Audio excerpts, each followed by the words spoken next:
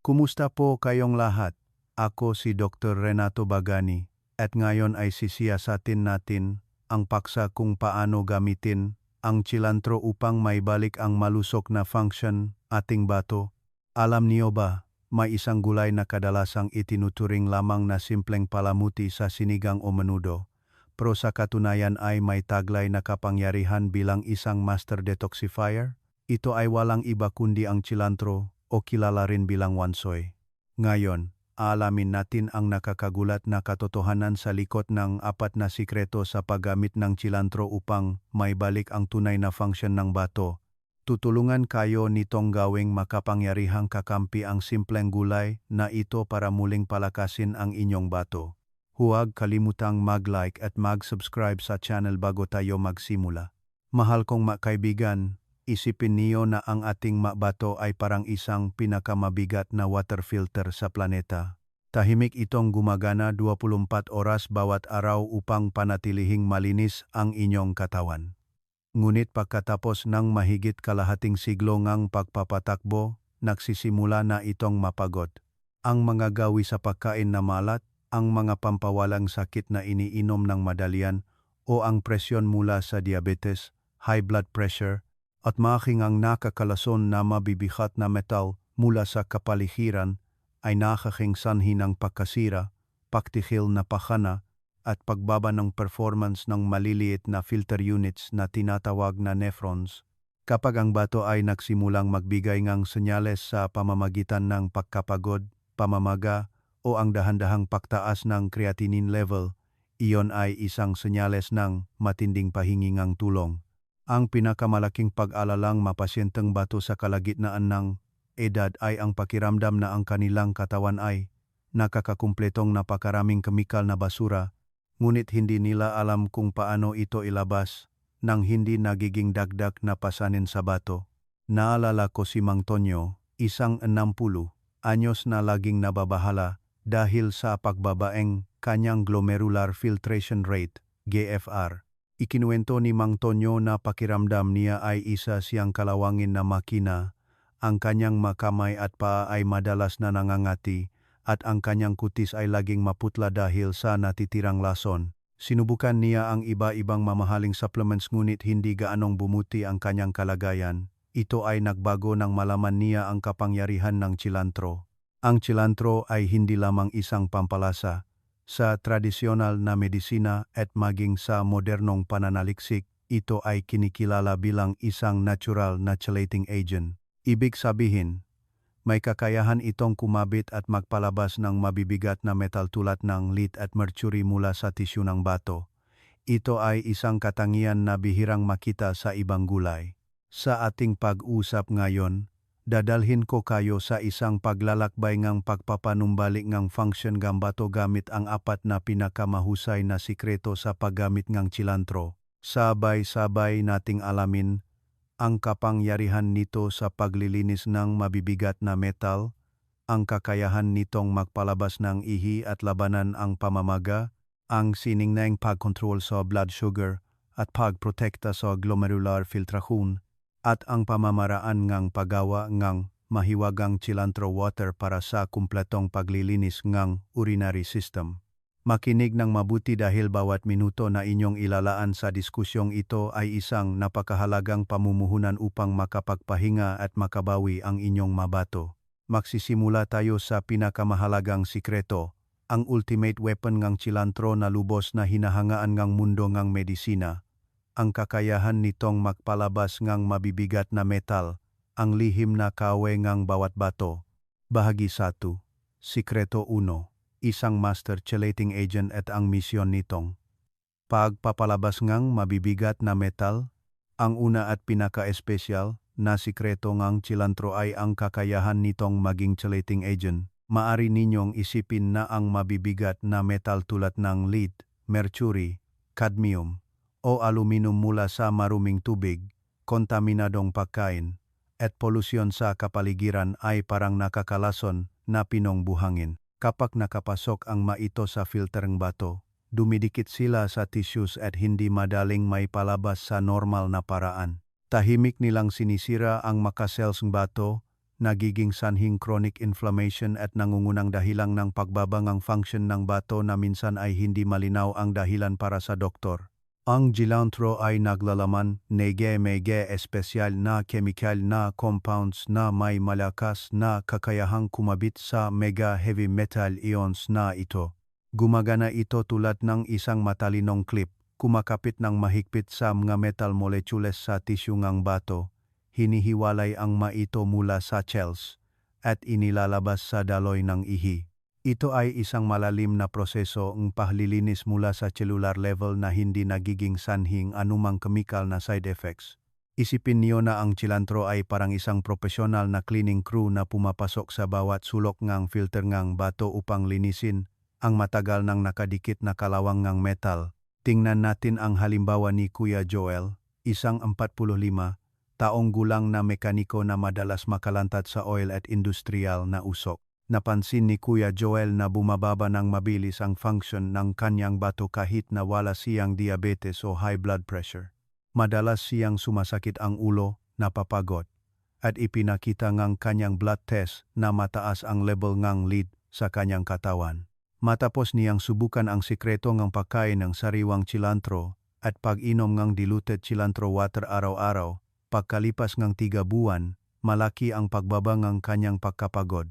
Ang nakakagulat ay bumaba ng malaki ang kanyang heavy metal level sa blood test at nagsimula ring bumuti ang kanyang glomerular filtration rate. Ang kwento ni Kuya Joel ay patunay na kapag nalinis ang metal na basura, muling makikita ang bato ang kanyang sigla. Hindi lamang sa paglilinis ng lead at mercury, tinutulungan din ng cilantro ang pagtanggal ng natitirang gamot sa bato. Kayo na nasa edad 50s ay madalas na umiinom ng maraming gamot para sa chronic diseases, at ang bato ang huling nakakaranas ng paglilinis ng mga kemikal na ito. Tumutulong ang cilantro na bawasan ang toxicity nga metabolites mula sa gamot na pumipigil sa maagang pagtigil ng pagana ng tissue ang bato. Ang sikreto dito ay dapat gamitin ang sariwang cilantro kasama ang ugat. Ang ugat ng cilantro ang pinakamataas ang concentration ng chelating agents. Hugasan ng mabuti ang ugat, huwag itapon. Ang panguya ng sariwang cilantro sa pagkain ay nagpapalaya sa mga aktibong sangkap na ito kaagad at iniabsorb sa daloyng dugo. Kapag naalis na ang mabibigat na metal sa katawan, makakaramdam kayong labis na ginhawa, bababa ang pamamaga, at mas lalalim ang inyong pagtulog dahil hindi na nalalason ang nervous system. Gayunpaman, ang paglilinis ng metal ay simula pa lamang. Kailangan natin ng mekanismo upang patayin ang apoy na inflammation na tahimik na sumisira sa bato araw-araw. Iyan ang nilalaman ng pangalawang sikreto. Bahagi 2, Sikreto 2, ang firefighter, apigenin, na pumapatay sa talamak na pamamagang bato. Ang pangalawang sikreto na tumutulong sa cilantro na may balik ang function ng bato ay ang kakayahan nitong labanan ang pamamaga at maging banayad na diuretic. Kailangan ninyong maunawaan ang katotohanan. Karamihan sa mga kaso ng pagbaba ng function ng bato sa gitnang edad ay may kasamang talamak na interstitial nephritis. Ang pamamaga ay parang maliit na apoy na araw-araw ay sinusunog ang glomeruli na nagiging sanhing pamamaga, sclerosis, at paglabas ng protina sa ihi. Ang cilantro ay naglalaman ng dalawang napakalakas na antioxidant, ang apigenin at mirichatin, na gumagana bilang biological firefighters. Ang apigenin sa cilantro ay may kakayahang pigilan ang enzyme na nakdudulot ng pamamaga na tumutulong sa pagpapagaling ng pinsala sa glomeruli. Kapag napigilan ang pamamaga, bababa ang pamamaga nga filter pores ang glomerular membrane na makabuluhang magpapababa sa protina sa ihi. Mapapansin ninyong bumababa ang bula sa inyong ihi at nababawasan ang sakit sa lower back. Ito ay mga senyales na kinokontrol ang apoy na pamamaga. Hindi lamang pinipigilan ng cilantro ang pamamaga kundi pinasisigla rin nito ang bato na mas magpalabas ng ihi upang hugasan ang bakterya at mga sangkap na nagdudulot ng pamamaga mula sa urinary system. Tingnan natin ang kaso ni Aling Nena, isang 55 taong gulang na madalas mamaga ang talukang mata at mabigat ang kamay at paa dahil sa hindi maayos na pagfilter ng bato. Madalas na inaatake si Aling Nena ng urinary tract infection at bawat beses ay kailangan niyang uminom ng antibiotics na lalo lamang nagpapahina sa kanyang bato. Matapos niyang subukan ang sikreto ng pag-inom ng pinakuluang cilantro tea na may kaunting mainit na luya araw-araw, napansin ni Aling Nena na malaki ang pagbabago sa kanyang pamamaga. Tinulungan siyang cilantro water na mas maging maluwag ang pag-ihi. Ang maanghang na lasa ang luya na sinamahan ng anti-inflammatory properties ng cilantro ay nakatulong sa kanya na mapigilan ang maatake ng urinary tract inflammation nang hindi umaasa sa synthetic medicines. Ikinuwento ni Aling Nena na pakiramdam niya ay gumaan ang kanyang katawan, na parang nabawasan ang kanyang pasanin at nawala ang mabigat na pakiramdam sa kanyang mukha tuwing umaga. Ang diuretic property ng cilantro ay napakabanayad. Hindi ito nagiging sanhi ng biglaang electrolyte imbalance tulad ng synthetic diuretics. Pinasisigla nito ang bato na magpalabas ng labis na sodium, ang kaaway na nagdudulot ng fluid retention at high blood pressure, ngunit pinapanatili naman ang mahahalagang mineral. Ito ay isang matalinong mekanismo na paglilinis, na kalikasan na tumutulong sa pagprotekta sa glomerular membrane mula sa labis na osmotic pressure. Upang maisagawa ang sikretong ito, dapat gumamit kayo ng pinakuluang cilantro leaves. Kapag pinainit ng tama, ang macaflavonoid compounds tulad ng apigenin ay lubos na mapapalabas sa tubig. Inumin ninyo ang tubig na ito sa buong maghapon, kapalit ng bahagi ng iniinom na tubig. Ang isang bato na hindi namumula at laging may maluwag na daloy ng pag-ihi ay magiging isang bato na may kahangahangang kakayahang magpagaling sa sarili. At kapag namatay na ang apoy ng pamamaga, kailangan nating harapin ang isa pang mapanganib na kaaway, ang mataas na blood sugar, ang ugat ng higit sa 40% ng kasalukuyang kaso ng kidney failure. Iyan ang pangatlong sikreto, bahagi 3. Sikreto 3.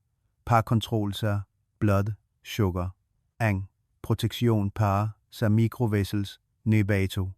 Ang pangatlong sikreto na tumutulong sa cilantro na may balik ang function ng bato ay ang kakayahan nitong magpatatag ng blood sugar at pahusayin ang insulin sensitivity. Kayong nasa edad 50s ay laging tandaan, ang diabetes ang number 1 killer ng bato. Ang mataas na level ng blood sugar araw-araw ay parang isang uri ng acid na sumisira sa maliliit na daluyang ng dugo sa glomeruli. Ang mataas na blood sugar ay nadudulot ng glycosylation ng protina na nagiging sanhi ng pakapal, pagtigas, at ganap na pagkasira ng filter membrana. Sa clinical studies, ipinakita ang cilantro ang kakayahang pasiglahin ang pankreas na maglabas ang insulin at tulungan ang mast cells na mas epektibong sumipsip ng sugar. Kapag napapanatili ang blood sugar sa stable na level sa tulong ng mga plant compounds sa cilantro, bumababa ng malaki ang osmotic pressure sa glomerular membrane. Ito ay tumutulong na maiwasan ang sugared microvessels ng bato na nagpapanatili sa inyong mga filter na laging malambot at nababanat. Gumagana ang cilantro bilang isang proteksyon na pumipigil sa labis na sugar molecules na umatake sa kidney tissue. Para sa mga may diabetes at banayad na kidney failure, ang cilantro ay isang napakahalagang regalo upang protektahan ang kalusugan ng bato mula sa ugat. Gusto kong ikuwento sa inyo ang tungkol kay Tatay Cardo, isang 10 taong gulang na pasyente ng type 2, diabetes na nagsimulang magpakita ng proteinuria, isang senyales ng pagkasira ng bato dahil sa asukal. Laging natatakot si Tatay Cardo na isang araw ay kailangan na siyang nakatali sa dialysis machine. Bukod sa pagsunod sa kanyang gamot sa diabetes, sinimulan niyang gamitin ang sikreto ng pag-inom ng pinahiwang sariwang cilantro na may pipino, isang prutas na napakababa sa potassium, bilang merienda. Ang cilantro ay nakatulong kay Tatay Cardo na mapanatili ang kanyang blood sugar pagkatapos kumain, na pumipigil sa tsunami ng blood sugar na sumisira sa glomeruli. Matapos ang isang taon ng pagsubaybay, hindi na bumaba ang function ng kanyang bato, at nagulat din ang doktor nang makita na napapanatili ng kanyang kidney membrane ang pagiging flexible sa edad na 65. Ang mekanismong cilantro ay tumutulong din sa pagbabang oxidative stress na dulot ng asukal. Alam niyo, kapag mataas ang asukal, ang katawan ay naglalabas ng maraming free radicals. Pinapawi ng cilantro ang mga free radicals na ito na pinoprotektahan ang mitokondria sa loob ng kidney cells, kung saan naglalabas ng enerhiya ang bato para makfilter ng dugo. Kapag may sapat na enerhiya ang kidney cells at hindi nasisira ng asukal, gagana ito ng mas maayos at epektibo. Ang sikreto para kontrolin ang blood sugar gamit ang cilantro ay, dapat gamitin ito bago o habang kumakain. Ito ay nakakatulong na maiwasan ang biglaang pagtaas ng blood sugar pagkatapos kumain ng carbohydrates. Maari ninyong hiwain ng maliliit ang cilantro at ihalo sa kanin, sabaw, o kainin ng hilaw kasama ng pagkain. Ang presensyang cilantro sa digestive system ay parang isang tagapamahala na tumutulong sa pagkontrol sa dami ng asukal na pumapasok sa dugo ng maayos. Kapag kontrolado na ang asukal at pamamaga, kailangan nating bumuo ng isang malinis na sistemang daluyan ng dugo upang masustansiyahan ng maayos ang bato. Ito ang nilalaman ng ika-4 na sikreto. Bahagi 4. Sikreto 4. Paglilinis ng cholesterol at pagpapatatag ng blood pressure. Pagpapaluwag ng daloy ng dugo na nagpapalusog sa bato. Ang ika-4 na sikreto na tumutulong sa cilantro na maibalik ang function ng bato ay ang kakayahan nitong magpababa ng cholesterol at magpatatak ng blood pressure. Ang bato at blood pressure ay magkasamang nagtutulungan. Ang bato ay sa katunayan ay isang grupo ng gadaluyan ng dugo. Kung mataas ang inyong cholesterol, ang mga plaka ay magpapalit sa kidney arteries na magiging sanhi ng kakulangan ng oxygen sa bato. At kung mataas ang blood pressure, ito ay parang paggamit ng sobrang lakas na bomba sa lumang tubo ng tubig na sumisira sa glomeruli.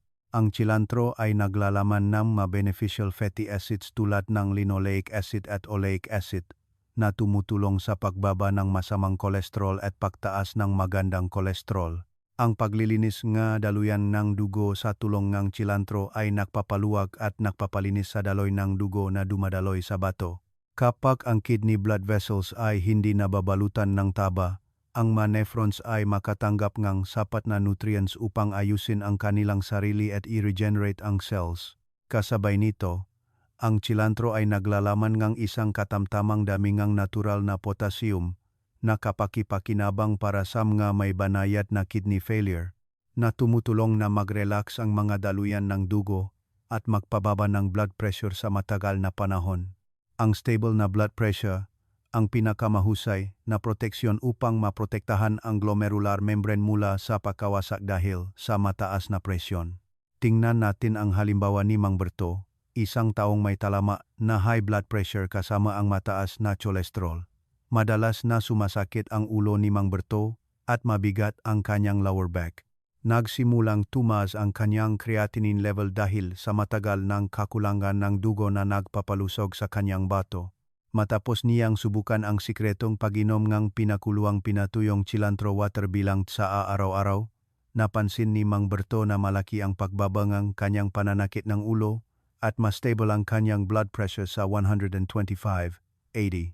Ang pinakamahalaga ay pagkalipas 6 na buwan, bumalik sa normal na level ang kanyang kolesterol na nakatulong upang muling maging maluwag ang kanyang kidney blood vessels. Ang bato ay sapat na nasustansiyahan ng malinis na dugo, kaya nagsimulang bumuti ang function ng pegfilter nito. Isang kakaibang punto ay ang essential oil sa cilantro, tulad ng linalool, na tumutulong na bawasan ang stress sa sympathetic nervous system. Alam ninyo, kapag tayo ay stressed, ang mga daluyan ng dugo ay kumikipot, na nagpapababa sa dami ng dugo na dumadaloy sa bato. Ang amoy ng cilantro ay may banayad na calming effect, na tumutulong sa natural na pag-relax ng mga daluyan ng dugo. Ang isang payapa na pag-iisip na sinamahan ng isang sistema ng daluyan ng dugo na malinis sa taba ay ang pinaka-ideal na kapaligiran para muling makita ng mga bato sa edad na 50 ang kanilang lakas. Ang sikreto para mapababa ang kolesterol at blood pressure gamit ang cilantro ay ang pagiging matiyaga. Hindi ninyo maaasahan na malilinis ang mga daluyan ng dugo sa loob lamang ng isang araw. Tingnan ang paggamit ng cilantro bilang isang pangmatagalang therapy para sa kalusugan.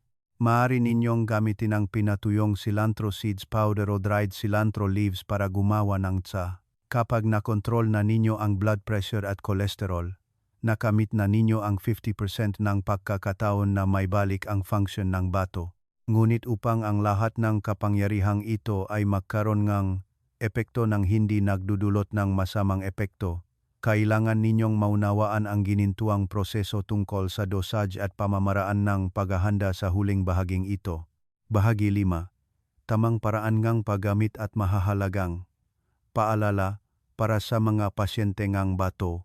Bagamat ang cilantro ay isang mahiwagang lunas para sa bato, kailangan ninyong tandaan ang isang pangunahing bagay. Para sa mga pasyenteng bato, ang tamang dosis at tamang paraan ay ang hangganan sa pagitan ng pagaling at pagkapagod.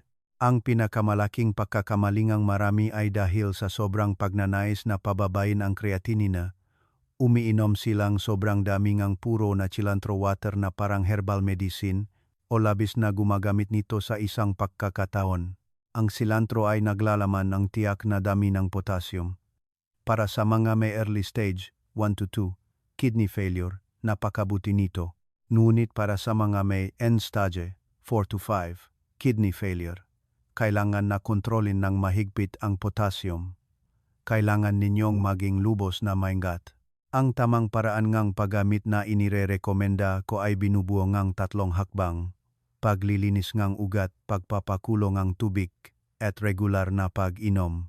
Paglilinis, ang ugat ng cilantro ang pinakamahalagang bahagi para sa detoxification ng mabibigat na metal, ngunit ito rin ang pinakamarumi. Ibabad ang ugat ng cilantro sa diluted salt water sa loop ngang 15 minuto. Gumamit ng maliit na brush upang kuskusin ng mabuti, at huwag itapon ang ugat. Pagpapakulo, gumamit ng isang maliit na dakot, 30 hanggang 50 gramo, ng sariwang cilantro kasama ang ugat, tangkay, at dahon. Pakuluan ang humigit kumulang 1 litro ng tubig, pagkatapos ay ilagay ang cilantro. Pakuluan ng mahina sa loop ngang 3 hanggang 5 minuto, pagkatapos ay patayin ang kalan. Huwag pakuluan ng masyadong matagal dahil mawawala ang essential oil at mga bitamina. Paraan ngang paggamit.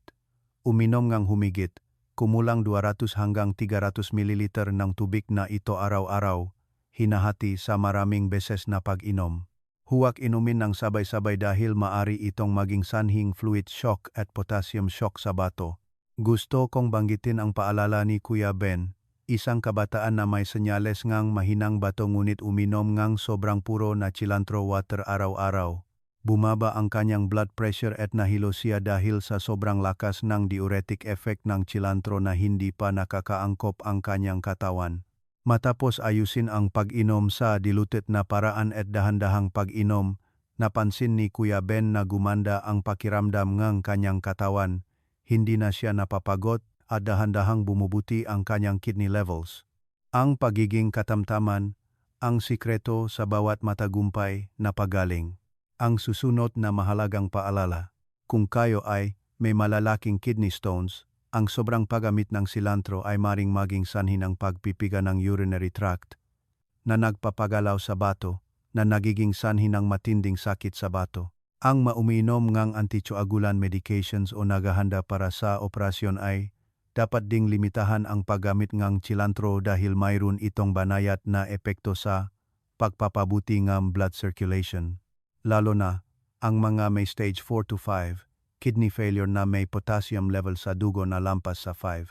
0 mg, ay kailangang kumonsulta sa doktor bago gumamit ng puro na cilantro water. Isang maliit na tip upang mapataas ang epekto.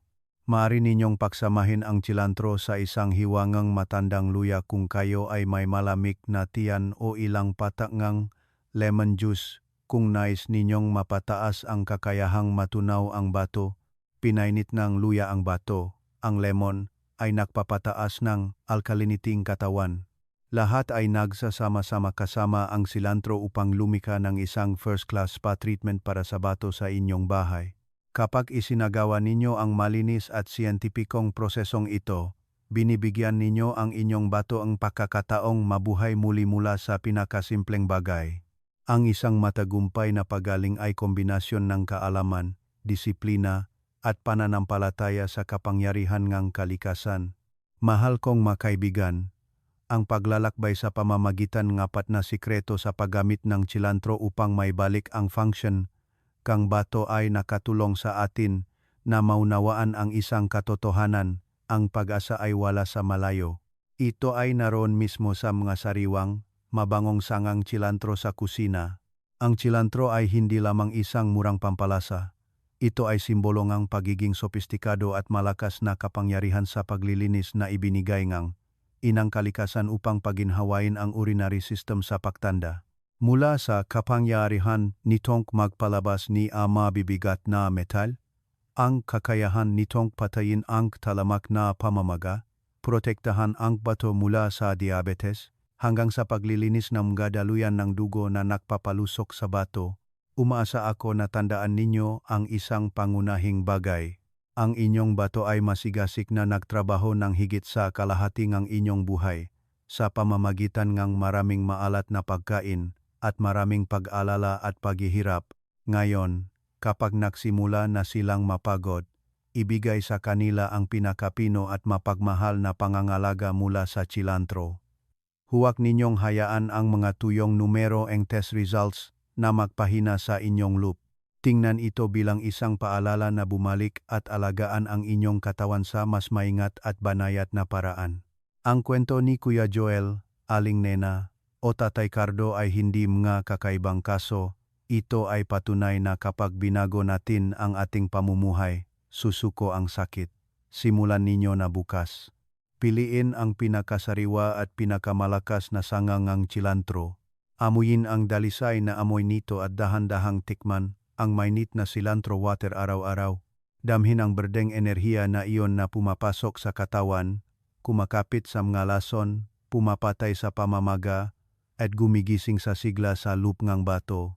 Ang inyong pagtitiyaga ngayon ang pundasyon para sa payapa at malusok na bukas. Ang paglalakbay ng pagpapanumbalik ng function ng bato ay isang matagal na paglalakbay. Walang shortcuts ngunit laging may kahangahangang maakasama mula sa kalikasan na nagbibigay ng gabay. Hayaan ang cilantro na protektahan kayo mula sa mga pagsubok ng sakit.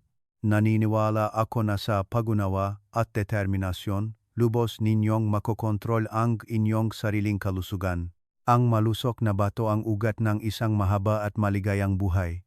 Kung nakita ninyong mahalaga ang mga pagbabahaging ito tungkol sa cilantro, huwag kalimutang ibahagi ang kaalamang ito sa inyong mga mahal sa buhay. Ang inyong pagbabahagi ang paraan upang magkasama tayong bumuong isang malusog at masayang komunidad. Muli, paalam at magkita-kita tayo sa susunod na pagbabahagi tungkol sa natural na kalusugan.